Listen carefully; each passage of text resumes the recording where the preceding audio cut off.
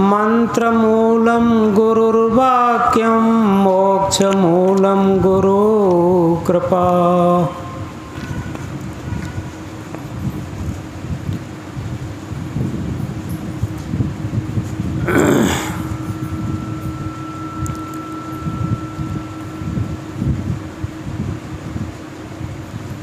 एक महामंत्र में सदगुरु बताते हैं, राम कृष्ण से को बड़ो, राम कृष्ण से को बड़ो उन्हु ने गुर कीन, तीन लोक के वेधनी गुर आगे आधीन। यथार्थ में आज से जन्माष्टमी लोग मना रहे हैं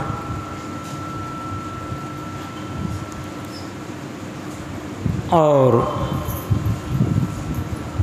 बड़ी धूमधाम से झांकियाँ निकाली जाएंगी, खूब खर्चे वर्षे से जन्माष्टमी मनाई जाएगी। लेकिन हम मूल बात भूल जाते, आखिर कृष्ण का जीवन महान क्यों बना। सबसे पहले वो सांदीपन के गुरुकुल में भौतिक विद्या अध्ययन करने के लिए वहाँ निवास किया रहे।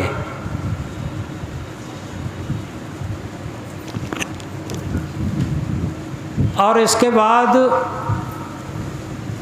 आध्यात्मिक शिक्षा उन्होंने घोर अंग्रेस गुरुजी से पाई थी।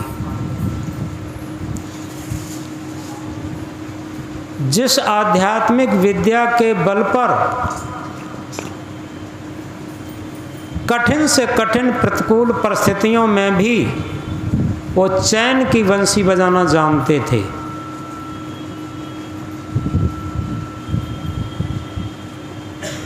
तो इस बात को गहराई से समझा जाए, अनेक जन्मों के शुभ संस्कार जब एकत्रित होते हैं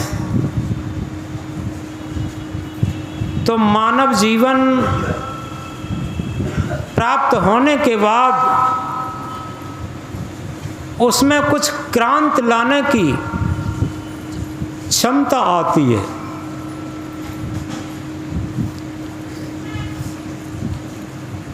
वैसे मनुष्य तो बहुत दिखाई दे रहे, लेकिन वो कहते हैं कि मनुष्य मनुष्य में अंतर, कोई हीरा कोई कंकड़, मनुष्य मनुष्य में बहुत अंतर है। कोई ऐसे महामानव थे जिन्हें आज विश्व गुरु मानता है, जिनके आगे नतमस्तक होते हैं, तो उन्हीं में से महाराज श्री कृष्ण भी थे। कृष्ण की दो माता देवकी और यशोदा, दो पिता वसुदेव और नंद बाबा, दो गुरु सांदीपन और घोर अंग्रेस, दो पत्नी बताई जाती हैं रुक्मणी और राधा, दो राजधानी मथुरा और द्वारकापुरी। ऐसे कृष्ण को आज याद किया जाता है। महाराज श्री कृष्ण अनेक सद्गुणों से विभूषित तभी हो पाए जब उनके अंदर सद्गुरु का महत्व था, और इसीलिए उन्होंने गीता में कहा है, निरपेक्षम निर्वैरी समदर्शनम अनुराज्यम प्रूणेव घृणेव। मैं अपेक्षा रहित निर्वैरी समदर्शी संतों के पीछे इसलिए घूमा करता हूँ, उनके चरणों की रज मेरे ऊपर पड़ जाए तो मैं भी पवित्र हो जाऊं। ये श्री कृष्ण महाराज गीता में कहते हैं। तो इन चीज़ों को हम समझें। यथार्थ में जब तक हम जीवन के वास्तविक रहस्य को समझ नहीं पाएंगे, जीवन का वास्तविक रहस्य है गुरु से ही हमारा जीवन शुरू होता, ये इसका रहस्य है। हम ईश्वर परमात्मा खुदा गॉड को मानते हैं कि नहीं मानते, ये बहुत बड़ी बात नहीं है। हम देवी देवता को मानते हैं या नहीं मानते, ये बहुत बड़ी बात नहीं है। तीर्थ व्रत मानते हैं कि नहीं मानते, ये बहुत बड़ी बात नहीं है। सबसे बड़ी बात ये है कि हम गुरु को जाने, गुरु को माने और गुरु के अनुसार अपना जीवन बनाएं। ये सबसे ऊंची चीज़ है। इसी के साथ एक रहस्य बता दें, गुरु किसी शरीर का नाम नहीं है। गुरु सबके अंदर विराजमान है, जो सत्य गुरु है, जिससे हमारा जीवन ही शुरू होता। अगर वो सत्य गुरु, आत्मा रूपी सतगुरु न हो तो हमारा जीवन ही नहीं होगा। लेकिन सच बात यह है, ईश्वर परमात्मा खुदा गॉड देवी देवता तीर्थ व्रत पूजा पाठ सब कुछ हम मान लेंगे, लेकिन किसे नहीं मानेंगे? सत्य गुरु को नहीं मानते। बहुत पूजाएं करते, बहुत तीर्थ व्रत करते, बहुत अनुष्ठान करते, ये सब करते, लेकिन जिस सत्य गुरु से हमारा जीवन चलता है, अगर वो सत्य गुरु हमारे शरीर में नहीं रहता तो शरीर मिट्टी का पिंड, मिट्टी का ढेला मात्र रह जाता, और उसी सत्य गुरु को हम मानते नहीं। जिन जिन लोगों के अंदर वही सत्य गुरु प्रकट हो जाता, जिसे कहा है सब घट तेरा साइयां, सूनी सेज न कोय, बलिहारी घटता सुखी जा घट प्रगट हो। साईं कहते हैं सदगुरु को, सद कहते हैं त्रैकालिक सत्य, और गुरु कहते हैं जो अंधकार से प्रकाश की तरफ, मरण धर्मा से जीवन की तरफ लाए, वो सत्य गुरु। और ऐसे सतगुरु रूपी साईं सबके अंदर विराजमान है। कोई भी घट सूना नहीं है। लेकिन सबसे बड़ी बात यह है, बलिहारी घटता सुखी जा घट प्रगट हो। उसी घट की बलिहारी है जिस घट में मन इंद्रियों की गुलामी से हट कर के और सत्य गुरु का प्रभाव प्रकट हो जाए, उसी घट की बलिहारी है। लेकिन होता यह है कि हम मन इंद्रियों की गुलामी को तो खूब जीवन भर मानते हैं और उसी में जीवन भी व्यतीत करते हैं, लेकिन जिसे हम साईं कहते हैं, जिसे सदगुरु कहते हैं, जिसे आत्म परमात्मा कहते हैं, खुदा गॉड कहते हैं, वो कहीं बाहर नहीं है, हमारे अंदर ही विराजमान है, और उसकी बात हम नहीं मानते। कबीर साहब ने जैसे कहा,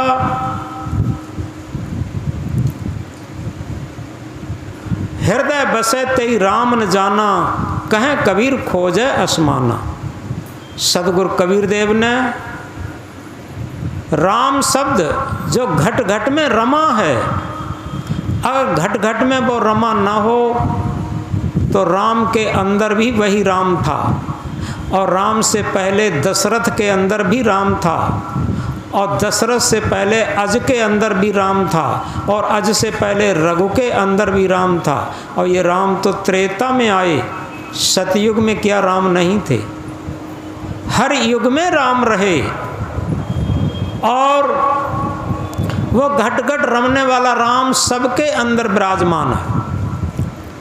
उसी घटघटवासी राम को हम जानें, उसको हम पहचानें। और सच बात है, उसको पहचाने बिना हमारा जीवन सार्थक नहीं हो सकता। तो हम कह रहे थे, वैसे तो मनुष्य बहुत दिखाई देते। एक छोटे से उदाहरण से समझेंगे। एक दिन दोपहरी के समय एक महात्मा लालटेन लिए बाजार के चौराहे पर घूम रहे थे। कुछ लड़कों ने पूछा कि महाराज क्या खो गया? महाराज नहीं बोले। दो चार लड़के और इकट्ठे हो गए और बोले, हमें लगता है इन महात्मा का दिमाग के स्क्रू ढीले हैं। ये महात्मा दोपहरी में लालटेन लिए घूम रहे, बताओ दोपहरी में लालटेन लेने का क्या काम? तो उन्होंने पूछा कि महाराज क्या खोज रहे, लालटेन लिए क्या खोज रहे? तो महात्मा जी ने कहा कि हम आदमी ढूंढ रहे, मानव ढूंढ रहे। अब तो सब जोर से हंसने लगे कि बताओ इससे पागल महात्मा कहाँ मिलेगा। हर चौराहे पर, हर तिराहे पर, हर मार्केट में कंधे से कंधा आदमी का रगड़ रहा है और इन्हें आदमी कहीं नहीं दिखाई दे रहा। ये कहते हैं कि हम आदमी को ढूंढ रहे। तो कहा कि महाराज क्या आपका दिमाग बिल्कुल फेल है क्या? महाराज ने कहा क्यों? कि इतना जाम के झाम से आदमी को जूझना पड़ता है, इतनी आदमी की जनसंख्या हो गई और आप लालटेन जला के दोपहरी में आदमी को ढूंढ रहे, आपको आदमी नहीं दिखाई देता। तो उन्होंने कहा कि मानुष केरी खोलरी ओढ़े फिरत हैं बैल। ये मनुष्य के खोल में पशु घूम रहे हैं। ये मनुष्य कहाँ है? मनुष्य वही जो कि मनुष्य के लिए मरे, मनुष्य वही जो कि मनुष्य के लिए मरे। यह पशु प्रवृत्ति है जो कि आप ही चरे। मनुष्य उसी को कहा जाएगा जो वास्तव में परहित के लिए, परमार्थ के लिए अपना जीवन न्यौछावर कर देता है, समर्पित कर देता है। अन्यथा तो स्वार्थ के लिए पशु पक्षी भी जी लेते हैं। ये कोई बहुत बड़ी बात नहीं है। तब उन लोगों की समझ में आया कि बात तो सही है, क्योंकि जिसके अंदर, जिस मनुष्य के अंदर मानवता न हो, ह्यूमैनिटी न हो, मनुष्यता न हो, परमार्थ की भावना न हो, तो उसे मनुष्य नहीं कहा जा सकता। तो इसलिए हम ये न समझें कि हम कुछ ज्ञान की बातें रट लेते हैं, ज्ञान की बातें कह लेते हैं। ये सब उधारी का सौदा है। यथार्थ में इससे अहंकार और बढ़ जाता। सच्चा ज्ञान हमारी आत्मा में स्वयं प्रस्फुटित होता, और वो कब होता? जब हमारे मन की उत्ताल तरंगें कम हो जाती, मन की ललक कम हो जाती। एक जगह कहा है, गूंगा तो बाबुल हुआ, अंधा हुआ सुजान, लंगड़ा तो चलने लगा जब सदगुरु मार्या बाण। गूंगा तो बाबुल हुआ, गूंगे में बोलने की शक्ति आ गई। कब? जब सदगुरु ने शब्द रूपी बाण मारा। गूंगा कौन था? हमारी आत्मा, अंतरात्मा रूपी सतगुरु। ये गूंगा बैठा है क्योंकि इसकी आवाज़ ही नहीं सुनी जाती, केवल मन इंद्रियों की आवाज़ सुनी जाती। पूरे जीवन जो मन में आता वही किया जाता। तो अंतरात्मा रूपी सतगुरु गूंगा बैठा है। लेकिन जिस दिन सदगुरु ने शब्द रूपी बाण मारा, और उसी दिन जो अंतरात्मा रूपी सत्य गुरु गूंगा था, वो उसमें बोलने की शक्ति आ गई। उसके अंदर आवाज़ बुलंद हो गई, आत्म आवाज़ गूंजने लगी और आज आत्म आवाज़ सुनी जाने लगी। गूंगा तो बाबुल हुआ, अंधा हुआ सुजान। अंधा कौन था? हमारी मन की सुरती अंधी थी, क्योंकि अंदर ही सदगुरु विराजमान है, अंदर ही आत्म परमात्मा विराजमान है, अंदर ही ईश्वर खुदा गुसैया विराजमान है, लेकिन हम बाहर खोज रहे, क्योंकि हमारी सुरती अंधी है। हमारी सुरती को दिखाई नहीं देता। और हमारी सुरती प्रस्फुटित कब होगी? ये कहा है, परख नहीं सकती हैं रतनों को हर इंसान की आँखें, परख नहीं सकती हैं रतनों को हर इंसान की आँखें। दिखाई सत्य क्या देवे, दिखाई आत्म क्या देवे, दिखाई परमात्म क्या देवे, जब तक न हो ज्ञान की आँखें। ज्ञान की आँख के बिना अंदर का सदगुरु ही दिखाई नहीं देता, जबकि सुरती भी अंदर है और परमात्मा भी अंदर है। क्यों नहीं दिखाई देता? सदगुरु का यही महत्व है, उसके अंदर तीसरा नेत्र, जिसे थर्ड आई कहा। तो सदगुरु उस तीसरे नेत्र को प्रस्फुटित करके, ज्ञान नेत्र को प्रस्फुटित करके हमारे अंदर ही उस सत्य गुरु परमात्मा का दर्शन करा देते, साक्षात्कार करा देते। और इसीलिए कहा, अंधा हुआ सुजान। कब? जब सदगुरु ने शब्द रूपी बाण मारा, तब अंधे को दिखाई देने लगा। हमारी सुरती अंधी थी और वो अंदर ही आत्म परमात्मा का साक्षात्कार करने लगी, उसे दिखाई देने लगा। और आगे बताया, लंगड़ा तो चलने लगा जब सदगुरु मार्या बाण। लंगड़े में चलने की शक्ति आ गई। लंगड़ा कौन था?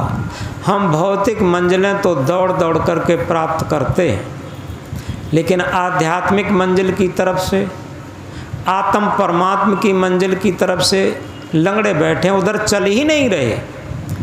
भौतिक मंजिलें तो खूब दौड़ दौड़ के प्राप्त कर रहे। जितना तीव्रगामी वाहन अपनाते हैं, उतनी जल्दी भौतिक मंजिलें मिल जाती हैं।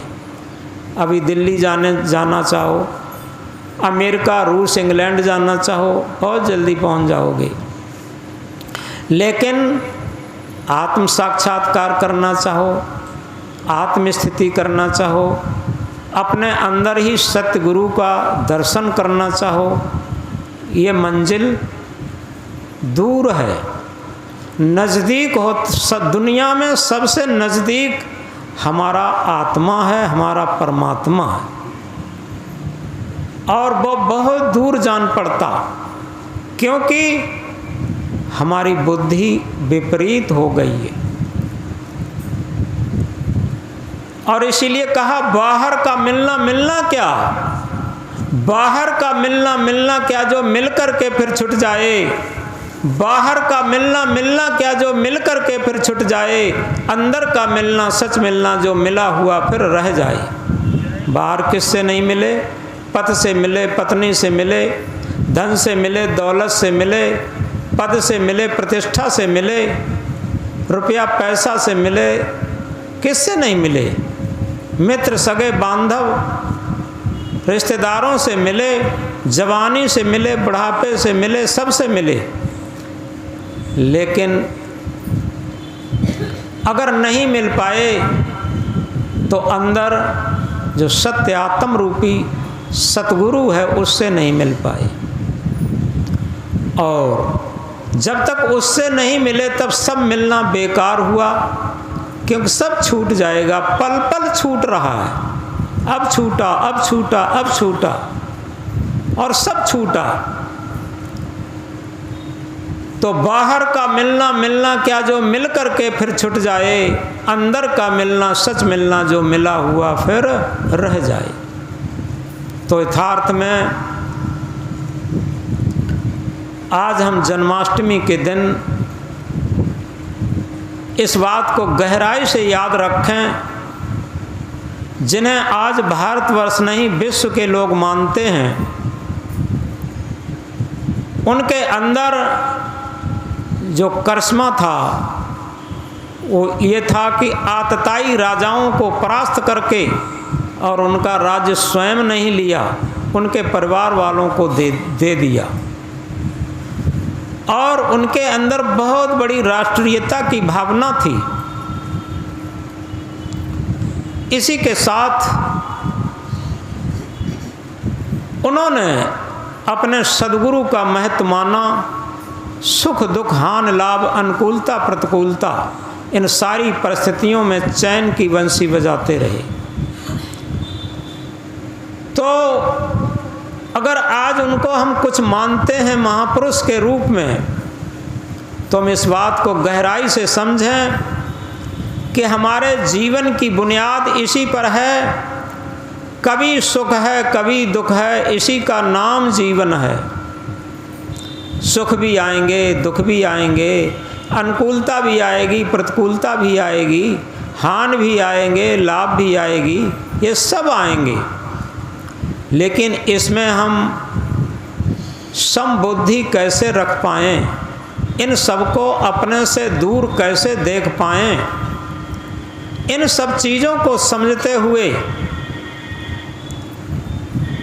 एक छोटी सी बात से समझेंगे। एक दिन अकबर सम्राट ने एक प्रश्न किया कि कोई ऐसा एक वाक्य बताए जो गहन दुख में भी काम आए और गहन सुख में भी काम आए। जब बहुत गम हो दुख हो, बहुत भारी दुख हो, उस समय भी वो हमें प्रसन्नता की याद दिलवा दे, और जब बहुत भारी खुशी हो तो बहुत बड़े दुख और कष्ट की याद दिलवा दे। कोई ऐसा मंत्र ऐसा वाक्य है? तो सारे लोग फेल हो गए।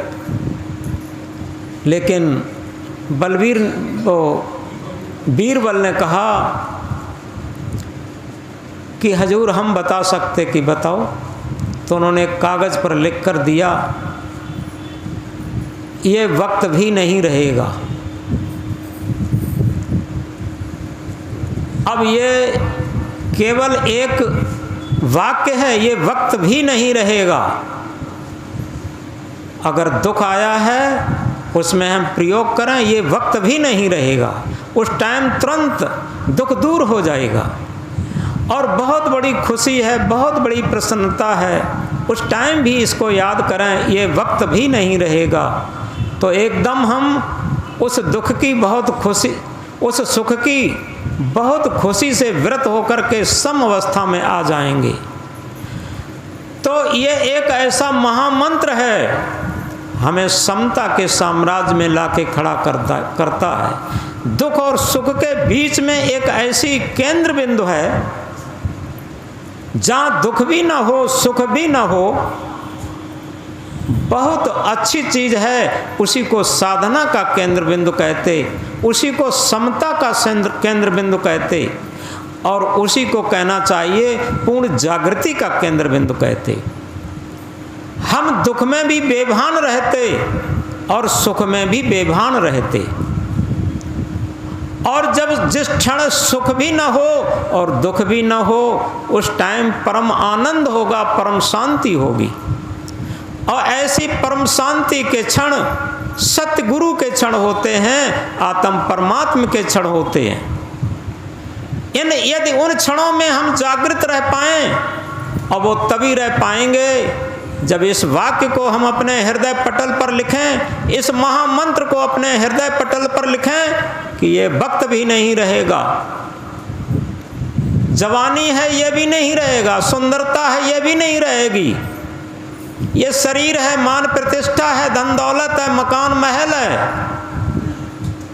यह भी नहीं रहेगा। यह हमेशा हमें लगे तो हम सत्य स्थिति पर बने रहेंगे। हम इन्हीं के साथ तो बेभान होते हैं। महात्मा बुद्ध के पास एक जिज्ञासु आया और उसने पूछा कि हम दुख से पार कैसे जा सकते। तो उन्होंने कहा पहले ये बताओ कि दुख आया कहाँ से, तब हम बताएं दुख के पार कैसे जा सकते। होता क्या है कि हम दुखी रहते हैं मन के दायरे में आकर के। सबसे बड़ा दुख धन दौलत का इतना दुख नहीं है। आप थोड़ा गहराई से विचार करके देखें, यहाँ काफ़ी एजिड लोग बैठे हैं, बड़े बूढ़े लोग बैठे हैं, महिलाओं में भी पुरुष वर्ग में भी। पहले जब धन दौलत कम था, खाने पीने को कम था, लोगों को रहता था, ऐसे लोग भी बैठे हैं जब था कि भूख लगी है तो क्या खाएं, दिन भर भूख लगी रहती थी, खाने को बहुत कम था, लेकिन लोग सुखी थे। एक बात हम कहना चाहते हैं, लेकिन लोग सुखी थे। आज क्या है, क्या खाएं जिससे भूख लगे। आज खाने को इतने अंबार हैं लेकिन भूख नहीं रही। तब क्या सोच रहे हैं, कोई ऐसी चीज़ मुझे खाने को मिल जाती जिससे हमारी भूख जागृत हो जाती, तब हम दुखी हैं। जब सारी एक उदाहरण है, एक एग्जाम्पल है, हमें क्या लगता है कि और धन हो और धन हो और धन हो तब हम सुखी हो जाएंगे, लेकिन ऐसा कुछ नहीं। केवल और केवल एक ही सूत्र है, वर्तमान समय की जागरूकता ही पूर्ण सुखी होने का केंद्र बिंदु है। यदि हम वर्तमान के क्षणों में जागृत न हो पाए तो निश्चित है भूत दफनाया हुआ है और भविष्य कल्पना में है। जिसे कहा है act living in the present how ever pleasant know believe. वर्तमान का अस्तित्व है, उसमें हम काम करें, भूत दफनाया हुआ है, भविष्य कल्पना में है। कबीर साहब ने कहा भूत भविष्य सब देव बहाई, वर्तमान में बरतो भाई। यथार्थ में अगर वर्तमान की जागरूकता आ जाती है तो मन इंद्रियों के पार, सुख दुख के पार, अनुकूलता प्रतिकूलता के पार, हानि लाभ के पार, हम उस परम शांत, परम आनंद, परम संतुष्ट के जीवन से परिचय हो सकती हमारी। उस स्थिति में हम पहुंच सकते, उस सत्य गुरु का दर्शन कर सकते, उस आत्म परमात्मा का साक्षात्कार कर सकते।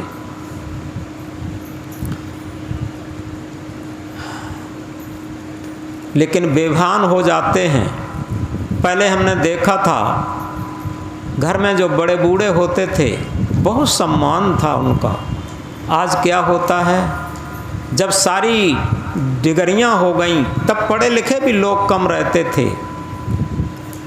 आज डिग्री होल्डर अधिक हो गए, डिप्लोमा होल्डर अधिक हो गए, धन होल्डर हो गए, गाड़ी वाहन होल्डर हो गए, महल मकान होल्डर हो गए, सोना चांदी होल्डर हो गए, सब कुछ होल्डर हो गया।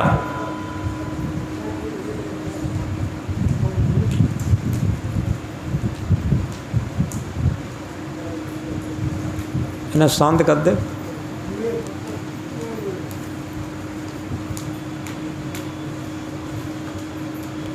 बोलो सदगुरु कबीर साहब की। ये सब होने के बाद भी आज दुख क्यों बढ़ रहा है और बड़े बूढ़ों को वृद्धा आश्रम में क्यों ढकेला जा रहा है और घर में सभी बड़े बूढ़े जो घर की जड़ थे उनको तिरस्कृत क्यों किया जा रहा है। इन सबके पीछे केवल एक ही कारण है, वो है मन की गुलामी। पहले जब परिवार संयुक्त रहते थे, कमांड रहते थे, तो मन की गुलामी नहीं होती थी। जो परिवार का मुखिया था, जैसी बात बता दी, निर्देशन दे दिया, वैसा सब लोग मानते थे। किसी का मनमुखी नहीं होते थे वो लोग। बहुत अनुशासन था।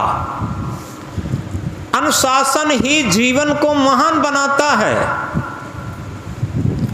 जब हम सबसे पहले, हमारा सबसे बड़ा गुरु हमारी माँ होती है, इसीलिए हमारी भारतीय संस्कृति में सबसे पहले क्या आया है? मातृ देवो भव। आज हम देवी देवताओं की पूजा करते फिर रहे हैं, कामड़ लेकर, नेजा लेकर, पता नहीं क्या क्या करके, और घर में माता पिता बहुत दुखी हैं। लेकिन हमारी भारतीय संस्कृति क्या कहती है? मातृ देवो भव। दुनिया में सबसे बड़ी देवता हमारी माँ है। अगर माँ ना होती तो हम कहाँ से आते?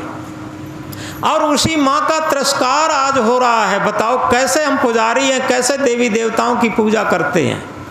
ये सब मन की गुलामी है।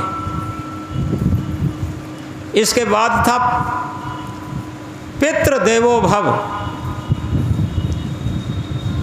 मातृ देवो भव, पितृ देवो भव। इसके बाद आचार्य देवो भव। आचार्य कहते हैं गुरु को। ये तीन देवता सबसे बड़े देवता थे, और जब तक इन तीन देवताओं को नहीं माना जाएगा तब तक हम सुख शांति का जीवन नहीं व्यतीत कर सकते। और जिन्हें हम राम कहते हैं, जिन्हें कृष्ण कहते हैं, आज उनकी पूजाएं तो बहुत हो रही हैं, उनको लोग मान तो बहुत रहे हैं, लेकिन उनकी बात को नहीं मानते, उनके आचरण को नहीं मानते, उनके रहनी गहनी को नहीं मानते, उनके आदर्श को नहीं मानते, उनकी शिक्षा को नहीं मानते। प्रात काल उठ के रघुनाथा, मात पिता गुरु नावे माथा। प्रात काल उठ करके राम सबसे पहले क्या करते थे? माता पिता और गुरु को प्रणाम करते थे, नतमस्तक होते थे। इसके बाद पूरे दिन का कोई काम शुरू करते थे, जीवन का कोई काम शुरू करते थे। हम उनकी पूजा तो करते हैं, लेकिन उनके आचरण को नहीं मानते, उनकी रहनी गहनी को नहीं मानते, उनके आदर्श को नहीं मानते, उनके उपदेश को नहीं मानते, उनके सूत्रों को नहीं मानते। तो हम सुख शांति में जीवन कैसे जी सकते? एक घर की बात याद आ गई। एक घर में बड़ी बूढ़ी माँ थी, और उनको माँ को पिछवाड़े में एक टूटी झोपड़ी में एक टूटी हुई चारपाई पर उन्हें रख दिया था, और वहीं उल्टा सीधा भोजन दे दिया जाता था। और जब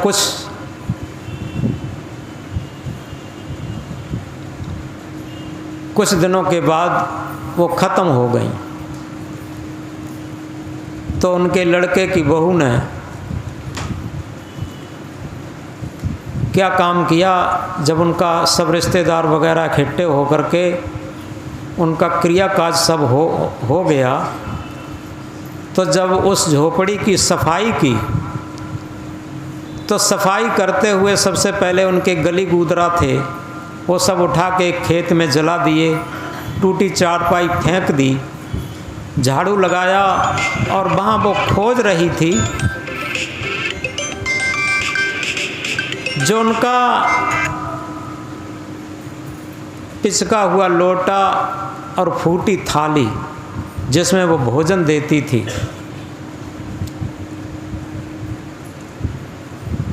तब तक उसका 8-9 वर्ष का बेटा आया। उसकी मम्मी ने पूछा कि बेटा, यहाँ डोकरी का एक पचका हुआ लोटा, फूटी हुई थाली थी, वो कहाँ गई? हम खोज रही तब से। लड़के ने कहा कि मम्मी वो तो हमने स्टोर रूम में सुरक्षित रख दी है। मम्मी बोली, स्टोर रूम में सुरक्षित क्यों रख दी उसे? तो वो तो फेंकने लायक थी। लड़के ने कहा कि मम्मी वो इसलिए रख दी है कि जब आप बूढ़ी होंगी, पिताजी बूढ़े होंगे, तो पचका हुआ लोटा, फूटी हुई थाली कहाँ खोजने जाएंगे? वो हमने सुरक्षित रख दी है, और जब आप बूढ़ी होंगी तो मेरी बहू आपको उसी, जैसे आपने अपनी सास को पिचके हुए लोटे में फूटी हुई थाली में भोजन दिया, ऐसे ही मेरी बहू आपको भी पिचके हुए लोटे फूटी हुई थाली में भोजन देगी। इसलिए मैंने सुरक्षित स्टोर रूम में रख दिया। जो 1000 शास्त्र शिक्षा नहीं दे सकते, हजारों उपदेश शिक्षा नहीं दे सकते, वो लड़के की उस बात ने शिक्षा दी। उस महिला का सर चकरा गया और चकरा करके वो बैठ गई, आंसू फल फल रोने लगी। बड़ी बूढ़ी डोकरी के मरने से उसे रोना नहीं आया, लेकिन लड़के ने जब उसे सत्य का साक्षात्कार कराया तब उसे रोना आया। अब वो लड़के की बुलाती है, बेटा इधर आओ, मुझसे बहुत भूल हुई। लड़का कहता है कि मैं क्यों आऊँ आपके पास। बहुत बुलाने के बाद जब लड़का पहुँचा तब उसने दोनों बाहों से उसे भर कर के छाती से लगा लिया और फूट फूट कर रोई और ये कहा कि बेटा हमसे बहुत भूल हो गई है और अब जीवन में भूल कभी नहीं करेंगी, लेकिन तू ऐसे शब्द अपने मुँह से मत कहे, क्योंकि तेरे ऊपर तो हमने अपने जीवन की बागडोर रखी है, तेरे ऊपर सब आशा है मुझे, ऐसा तू मत कहे। और बार बार बिलख बिलख करके रो रही है और पश्चाताप कर रही है। अब समझो इस बात को, ये तो उसकी एक कहानी मात्र है। क्या यही स्थिति सबकी नहीं होती है? लेकिन हम कहाँ जागृत होते। हमारी स्थिति कोई हो, लेकिन हम मन की गुलामी में चल करके अपनी मन इंद्रियों की पूर्ति जरूर करेंगे। तो यही सबसे बड़े दुख का कारण है। और इस बात को गहराई से याद करें, जितने भी महापुरुष हुए हैं वो कहीं न कहीं अपने जीवन को तपाए हैं और तप करके ही महान हुए। छोटी स्थिति से बहुत बड़े महान हुए। आप लोगों ने नाम सुना होगा अब्राहम लिंकन का, जो एक गरीब लकड़हारे का बेटा था और अमेरिका का राष्ट्रपति बना था। सच पूछिए तो उसकी जीवनी इतनी गरीबी में पली कि जो पड़ता था रात में तो मिट्टी का तेल उसके पास नहीं रहता था, तो अंगीठी में रात में लकड़ियां डाल के, अबे अंगीठी में लकड़ियां जला करके वो पड़ता था। अंगीठी में लकड़ियां वन से ले आता था, जंगल से, और लकड़ियां जलाता रहता था, अंगीठी में डाल के उसे पढ़ता रहता था। पढ़ते पढ़ते फिर एक शहर में पढ़ने के लिए वो गए, अब्राहम लिंकन। तो एक उन्हें कमरा लेना पड़ा। ये सत्य घटना है, कहानी नहीं, सत्य घटना। कमरा लेना पड़ा। वो भी गरीब परिवार था, क्योंकि कमज़ोर कम पैसों वाला कमरा था। उसके मकान मालकिन थी वो अब्राहम लिंकन, एक नवयुवक थे, उनसे बात करना चाहती थी। लेकिन अब्राहम लिंकन कभी भी आंख उठा के उस घर मालकिन से बात नहीं करते थे। बात भी करते थे, आंखें नीचे को करके बात करते रहते थे। कभी कोई हंसी मस्करी की बात नहीं की। वो घर मालकिन कहती थी, रात दिन किताब में ही कीड़ा बने रहते हो, तुम्हारा भी जीवन क्या है, ऐसे कह देती थी उलाहना। वही अब्राहम लिंकन पढ़ लिख करके और अमेरिका की राजनीति में जब कूदे तो जो राष्ट्रपति बने, तो राष्ट्रपति बनने के बाद वो एक दिन उन्हें याद आया तो उसी शहर में आए और उनके आगे पीछे तमाम शैडो थे, कंपाउंड और कई गाड़ियां थीं। और उसी मकान के पास पूछताछ करके खड़े हुए, सब शैडो वगैरह पुलिस के लोग अलग कर दिए, सादा ड्रेस में आए बिल्कुल। और संयोग से वही महिला तब तक बूढ़ी हो चली थी, वही महिला मकान के सामने बैठी थी। उससे पूछा, बहन जी एक बात बताओ कि तुम्हारे यहाँ कभी एक लड़का पढ़ता था, वो कैसा लड़का था? तो एकदम गहरी गहरी सांसें भर के उसने कहा, अरे उसके बारे में कोई बात मत पूछो, बहुत मनहूस लड़का था, आंखें गड़ाए रहता था रात दिन किताब में, न किसी से बात करना, न कुछ बोलना, न चालना। उसका भी क्या जीवन था, उसके संबंध में कोई बात मत करो। तो अब्राहम लिंकन ने कहा कि बहन जी वो लड़का मही थे, और अगर नीचे को आंखें गड़ाए किताब न पढ़े होते तो आज हम अमेरिका के राष्ट्रपति नहीं बन पाते। आज आपके सामने हैं, और ये एक मिसाल है कि जिस टाइम हमारा पढ़ने का था उस टाइम अगर हम पढ़ते ना तो आगे कैसे बढ़ पाते। तो जब उस महिला ने देखा कि ये तो अमेरिका का राष्ट्रपति लड़का बन गया है, तो एकदम भाव विह्वल होकर के उसका बहुत आदर किया, बहुत सम्मान किया, और अपनी गलती की पश्चाताप में उसके आँखों में आंसू भर आए, और ये कहा कि ये हमारे जीवन की बहुत बड़ी भूल थी, वो आपने निकाल दी। तो यथार्थ में इनका जीवन देखिए अब्राहम लिंकन का, कितना त्याग में जीवन रह करके वो अमेरिका के राष्ट्रपति बने, कितने कष्ट उठा करके। लोग कहते हैं कि मेरे पास ये सुविधाएं नहीं थी, अन्यथा हम ये कर लेते, ऐसा कुछ नहीं। हमारे अंदर जज्बा होना चाहिए किसी काम को करने का, साहस और शौर्य होना चाहिए।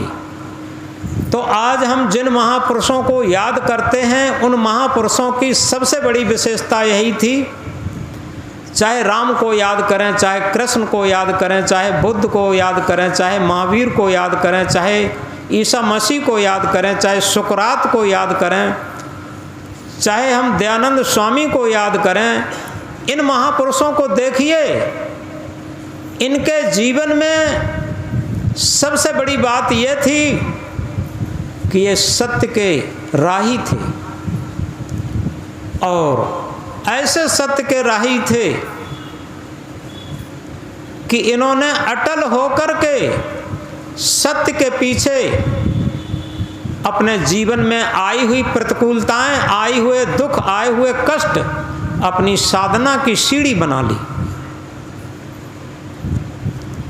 किसी भी महापुरुष को आप याद करिए, उनके जीवन को देखिए, उनके जीवन में कितने कष्ट आए, कितनी प्रतिकूलताएं आईं, लेकिन सारी प्रतिकूलताएं, सारे कष्ट, सारे दुख उन्हें अपने पथ से विचलित नहीं कर सके, और वो आगे ही बढ़ते रहे। तो इसलिए अगर सही माने में हम अगर भक्त बनना चाहते हैं, साधक बनना चाहते हैं, संत साधु बनना चाहते हैं, तो केवल बाहर कपड़ों से बनकर नहीं होगा, कंठी माला चुनाव चिन्ह से बनकर के नहीं होगा। हम केवल अपने अंतःकरण को बदलें, अपने मन को बदलें। जब हमारा मन बदलेगा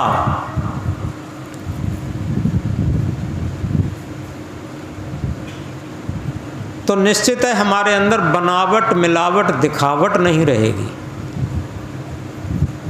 ये बनावट, मिलावट और दिखावट जीवन की सबसे बड़ी हार होती है, क्योंकि बाहर से हमें कुछ लगता है लेकिन अंदर से कुछ होता। ये बहुत धोखा होता। एक धोखे की बात बताएं, एक घटना है, सत्य घटना, घटना से बात समझ में आ जाती। एक जगह एक महिला एक समाधि पर पंखा झल रही थी हाथ से। गर्मी का महीना, तपती गर्मी में धूप में बैठी पंखा डुला रही थी हाथ से समाधि के ऊपर। वो समाधि उसके पति की थी। लोग आते जाते रास्ते से निकलते तो लोगों को बहुत ताज्जुब होता कि आज दुनिया में इससे बड़ा पतिव्रत धर्म कौन निभा सकती। इसने जीते जी कितनी सेवा की होगी, ये मरने के बाद भी समाधि पर पंखा झल रही है इस भीषण गर्मी में। इस बात को सब कह रहे थे। धीरे धीरे वहाँ काफ़ी भीड़ इकट्ठी होने लगी और वहाँ तो काफ़ी मेला जैसा होने लगा। पुलिस की व्यवस्था होने लगी, पत्रकार भी आ गए, सब कुछ होने लगा। लेकिन उससे किसी की पूछने की हिम्मत नहीं हुई कि आखिर वो पंखा क्यों झल रही है। एक पत्रकार आया, उसने हिम्मत जुटाई, उसने पूछा, बहन जी एक बात पूछना चाहते हैं। चारों तरफ आपकी जय जयकार हो रही है और बहुत भीड़ आपको मान रही है और आप इस गर्मी में दोपहरी में और अपने पति की समाधि पर पंखा झल रही हो। हम आपसे पूछना चाहते हैं कि आपने जीते जी कितनी बड़ी सेवा की होगी जो मरने के बाद भी समाधि पर पंखा जल रही हो। तो पत्नी ने क्या जवाब दिया? पत्नी ने कहा कि नहीं, ऐसा कुछ नहीं है, हमारा इसमें दूसरा रहस्य है। पत्रकार ने पूछा, क्या रहस्य है? कि ऐसा था, ऐसे समझो कि जब पतिदेव बीमार थे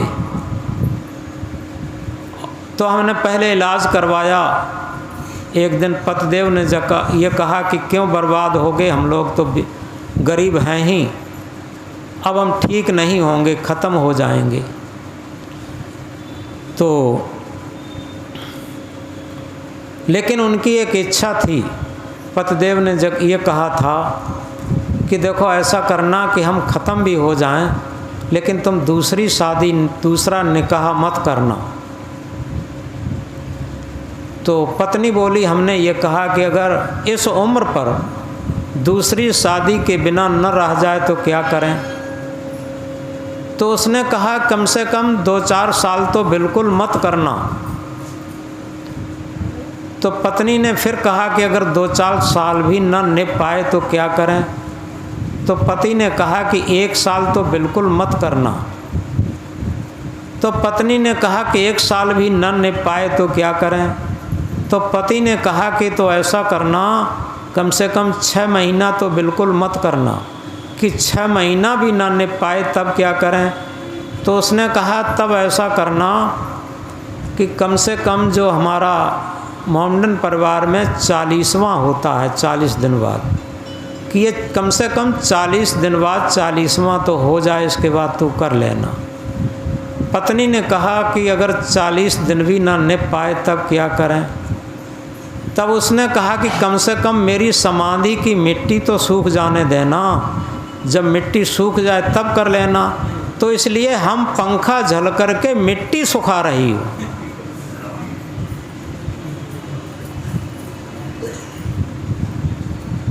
अब पत्रकार की भी बात समझ में आई, इतने लोग थे उनकी भी समझ में आई कि बाहर कुछ है और अंदर कुछ है। और इसीलिए कहा दिखावा छोड़ दो प्यारे तभी कुछ हाथ आएगा, दिखावा छोड़ दो प्यारे तभी कुछ हाथ आएगा। ये जीवन क्षणिक है, क्षण में काल के गाल जाएगा। भक्ति के नाम पर, धर्म के नाम पर, पूजा के नाम पर, तीर्थ व्रत के नाम पर जितना भी दिखावा है ये बहुत बड़ा धोखा है।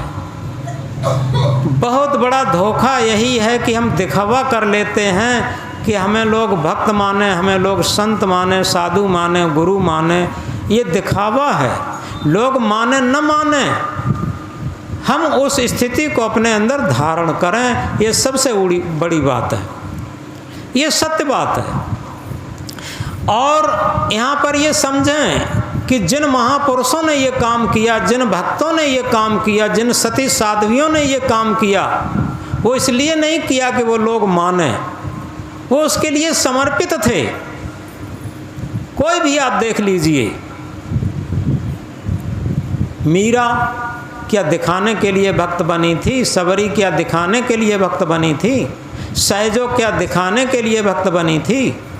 इसी तरीके से जितने भी महापुरुष ये दिखाने के लिए भक्त नहीं बने थे, ये अंदर से बहुत अटूटता से, लगन पूर्वक और ओरिजिनलिटी में अपने जीवन को तपा करके उस महानता को प्राप्त किए थे।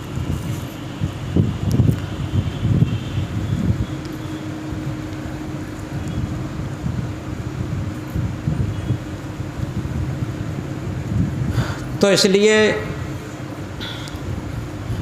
आज ज़रूरत इस बात की है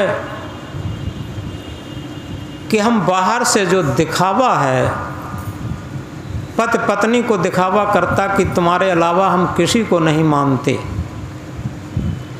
पत्नी पति को दिखावा करती तुम्हारे अलावा हम किसी को नहीं मानती। और इसी तरीके से जितने भी रिश्ते हैं उस सब में बहुत मिलावट, बनावट, दिखावट सब कुछ आ गई है। जैसे वस्तुओं को तो सब समझते ही हैं, कोई भी आज शुद्ध चीज़ नहीं मिल रही। घी लेने जाएं, तिल लेने जाएं, मसाला लेने जाएं, कुछ भी लेने जाएं, उसमें मिलावट ज़रूर मिलेगी। और इसी तरीके से भक्ति क्षेत्र में भी बनावट, मिलावट और दिखावट आ गई है। शुद्ध बिना बनावट, बिना मिलावट, बिना दिखावट के अगर कोई चीज़ मिल जाए, उसे कहते हैं ये बिल्कुल शुद्ध चीज़ है। और इसी तरीके से शुद्ध भक्ति, शुद्ध भजन, शुद्ध मानवता, इन चीज़ों को अगर हम समझें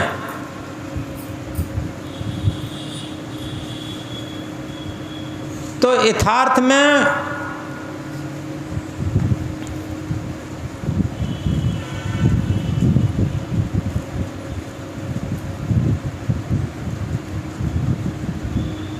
ये तभी हो सकता है जब हम मन की गुलामी छोड़ दें। ये मन मनुष्य के अंदर बहुत अजीब चीज़ है। जब ये गलती की तरफ चलता है तो मनुष्य से ज़्यादा दुनिया में पशु पक्षी भी गलती नहीं कर सकता। और ये अच्छाइयों की तरफ चलता है तो दुनिया में मनुष्य से ज़्यादा कोई देवता भी अच्छा नहीं हो सकता। ये सब है मन के ऊपर। हमारा मन जितना सुंदर होगा, निर्मल होगा, पवित्र होगा, उतना ही हम सुखी, संतुष्ट और ओरिजिनल जीवन होगा, स्वाभाविक जीवन होगा, सत्य जीवन होगा। और जितना ही मन हमारा बनावटी, मिलावटी और दिखावटी होगा, वैसा ही हमारा जीवन भी बनावटी, मिलावटी और दिखावटी होगा। तो इसीलिए सद्गुरु ने कहा, मन मन करते सुर नर मुन जहड़े मन के लक्ष्य द्वार। मन मन करके सुर नर मुन सब जहड़ गए, नष्ट हो गए, और मन के लाखों द्वार हैं। ईमन चंचल, ईमन चोर, ईमन शुद्ध ठगहार, मन मन करते सुर नर मुन जहड़े मन के लक्ष्य द्वार। ये मन चंचल भी है, ये मन चोर भी है, ये मन शुद्ध ठगहार भी है। शुद्ध ठगहार, शुद्ध ठगहार उसे कहते हैं जो पता भी न लगे और ठग बना भी रहे। मन ऐसा ही होता। ये मन आपको छलावे में रख कर के ठगता भी रहता है और कहता है हम तो आप बताते वही करते भी हैं। लेकिन ऐसा नहीं, ये मन से ज़्यादा शुद्ध ठगहार नहीं होगा कोई। आपने देखा होगा अधिकतर लोग जैसे किन्हीं माताओं को ठगते हैं। अब ये कम हो गया, पहले काफ़ी होता था। तो एक सोने की ईंट डाल देते थे पहले से, और वो माता जाती थी पैदल पैदल तो वो सोने की ईंट उठा लेती थी। फिर एक व्यक्ति जाता था, काफ़ी रोता धोता था कि माता जी कहीं तुमको कोई चीज़ तो नहीं मिली है, अगर मिली है तो हम बहुत कुछ तुम्हें देंगे, हमारी बहुत कीमती चीज़, ऐसे कहते थे।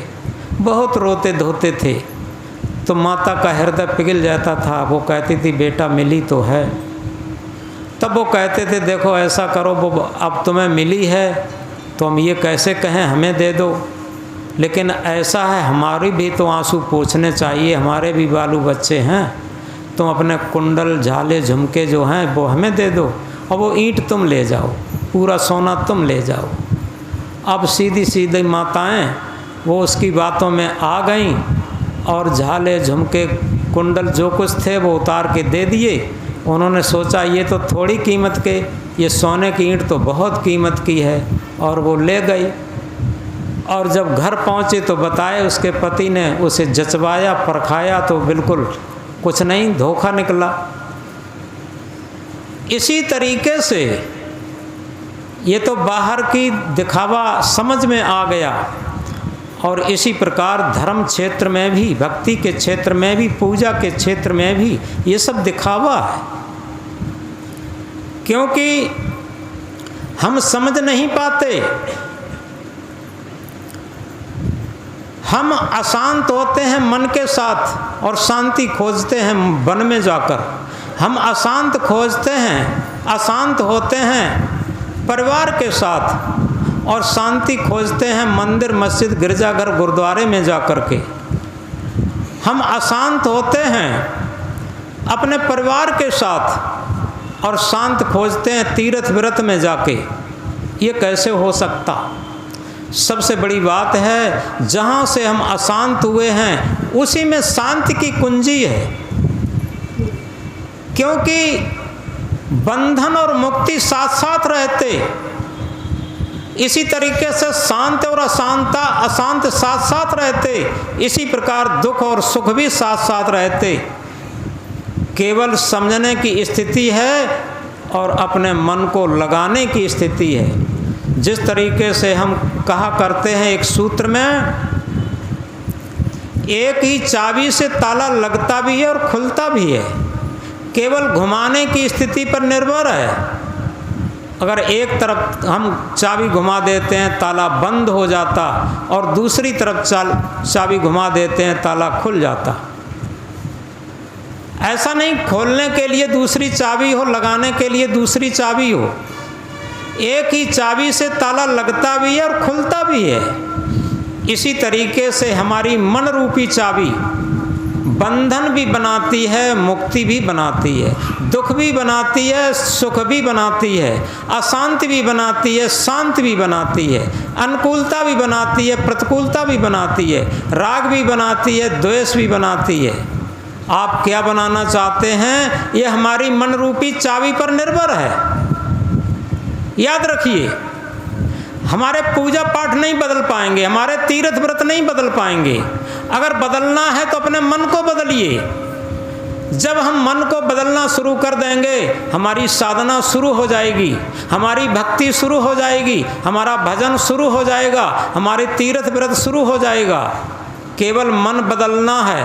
हम वेश बदल दें, ड्रेस बदल दें, स्थान बदल दें, आश्रम बदल दें, इससे कुछ भी नहीं होने वाला है। केवल हम मन बदल दें। तो मन को बदलने के लिए सबसे बड़ी बात यह है जो कबीर साहब ने बात कही है। क्या कहा? संगत कीजे साधु की, हरै और की व्याध, ओछी संगत कूर की, आठों पैर उपाधि। बहुत महत्वपूर्ण ये महामंत्र है। अब हम साधु ये न समझ लें कोई ड्रेसदारी वेशधारी ढूंढते फिरें, कहीं साधु मिल जाए उसकी संगत करें। साधु और असाधु, सबसे बड़ी बात हमारे अंदर ही बैठा। कौन? साधु किसे कहते हैं? गुड मैन, अच्छा आदमी। जो आचरण संपन्न हो, रहनी गहनी संपन्न हो, वो साधु। तो हम किसी साधु की संगत